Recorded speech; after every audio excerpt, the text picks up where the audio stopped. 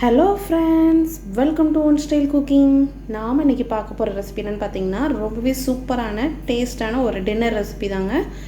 நான் நம்ம ரெஸ்டாரண்ட் போய் தான் சாப்பிடுவோம். ஸோ நம்ம வீட்லேயே நம்ம எப்படி ஈஸியாக டேஸ்டியாக செய்யலாங்கிறத பார்க்கலாம். வாங்க நம்ம வீடியோக்குள்ளே போகலாம்.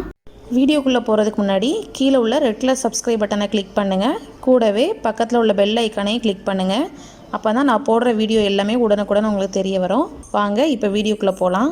இன்றைக்கி நான் செய்கிறதுக்கு நான் ஒரு 2 கப் போல் மைதா எடுத்திருக்கேன். ஒரு 1/2 டீஸ்பூன் ஈஸ்ட்டு சேர்த்துக்கலாம். நான் இது இன்ஸ்டன்ட் ஈஸ்ட்டுங்கிறனால டேரெக்டாக மாவுலேயே சேர்த்துக்கிறேன். நீங்கள் இன்ஸ்டன்ட் ஈஸ்ட் இல்லைன்னு நினச்சிங்கன்னா தனியாக ஹாட் வாட்டரில் ஈஸ்ட்டு சேர்த்து ஒரு 10 மினிட்ஸ் வச்சுட்டு அதுக்கப்புறம் நீங்கள் மாவில் டேரெக்டாக சேர்த்துக்கலாம். இது கூடவே ஒரு 1/2 டீஸ்பூன் போல் சுகர் சேர்த்துக்கலாம். இந்த நானுக்கு தேவையான அளவு உப்பு சேர்த்துக்கோங்க. இப்போ இதெல்லாம் சேர்த்து ஃபஸ்ட்டு நல்லா மிக்ஸ் பண்ணிக்கலாம். அந்த ஈஸ்ட் எல்லாமே நல்லா மிக்ஸ் ஆகிற மாதிரி நல்லா மிக்ஸ் பண்ணிக்கோங்க. வார்மாக உள்ள வாட்டர் இல்லைன்னா நம்ம பால் சேர்த்துக்கலாம். நான் பால் சேர்த்துக்கிறேன். பால்லே பார்த்திங்கன்னா நான் கொஞ்சமாக வாட்டர் ஆட் பண்ணி பாலை வார்மாக காய்ச்சி வச்சுருக்கேன். அதை கொஞ்சம் கொஞ்சமாக ஆட் பண்ணி மிக்ஸ் பண்ணிக்கலாம். வார்ம் வாட்டர் இல்லைனா வார்மாக மில்க் சேர்த்தா தான் நம்மளுக்கு இந்த ஈஸ்ட் பார்த்திங்கன்னா சீக்கிரம் நம்மளுக்கு ஆக்டிவேட் ஆகும், நல்லா பொங்கி வரும். அதுக்காண்டி தான் வார்மாக சேர்க்குறது.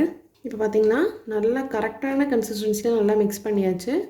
இப்போ இதில் நம்ம கொஞ்சமாக ஆயில் சேர்த்துக்கலாம். ஒரு டேபிள் ஸ்பூன் போல் ஆயில் சேர்த்துக்கிறேன். இதையும் சேர்த்து மேல் டாப்பில் நல்லா கோட் பண்ணி இதை அப்படியே நம்ம மூடி வச்சிடலாம்.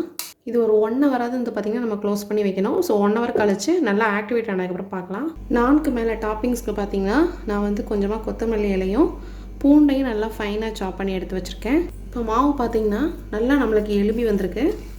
இப்போ நல்லா ஒரு டைம் நல்லா மிக்ஸ் பண்ணிக்கோங்க.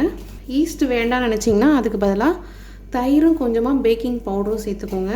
தயிர் பேக்கிங் பவுடர் சேர்க்குறப்ப நம்மளுக்கு கூட ஒரு 1/2 ஹவர் வச்சிங்கன்னா உங்களுக்கு நல்லா இந்த மாதிரி சாஃப்டாக கிடைக்கும். ஈஸ்ட்டுங்கிறப்ப நம்மளுக்கு சீக்கிரம் நம்மளுக்கு ஆக்டிவேட் ஆயிரும்.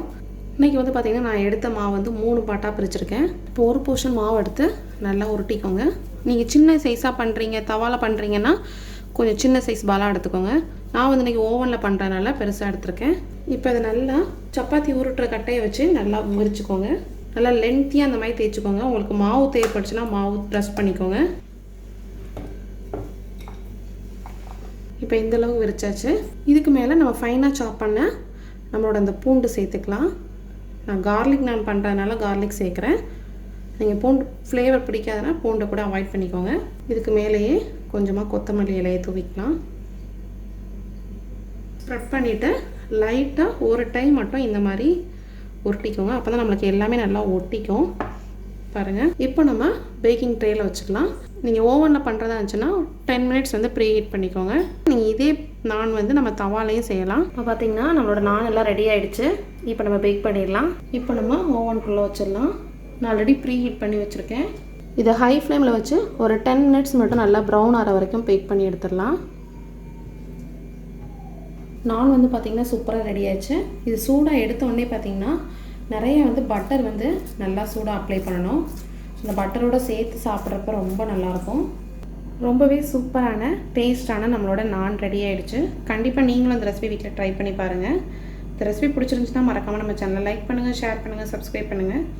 இந்த வீடியோ பற்றின கமெண்ட்ஸையும் கமெண்ட் பாக்ஸில் தெரிவிங்க. தேங்க்யூ.